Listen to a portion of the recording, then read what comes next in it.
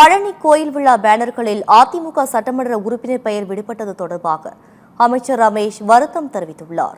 திண்டுக்கல் மாவட்டம் பழனி கோயிலுக்கு இன்று வருகை தந்த அறநிலைத்துறை அமைச்சர் ரமேஷ் அங்கு ஆய்வு செய்தார். அப்போது மக்கள் வரிசையில் நின்று கொண்டிருந்த போது நாய்கள் சுற்றித் திரிந்தன. இதனை அறிந்த அமைச்சர் ரமேஷ் மக்களின் பாதுகாப்பை கருத்தில் கொண்டு உடனடியாக நகராட்சி ஆணையரை போனில் அழைத்து நாய்களை பிடிக்க வேண்டும் என உத்தரவு பிறப்பித்தார். அமைச்சரின் உத்தரவை தொடர்ந்து சம்பவ இடத்திற்கு விரைந்து வந்த நகராட்சி ஆணையர் ஊழியர்களை கொண்டு உடனடியாக அங்கிருந்த நாய்களை பிடித்து அப்புறப்படுத்தினர்.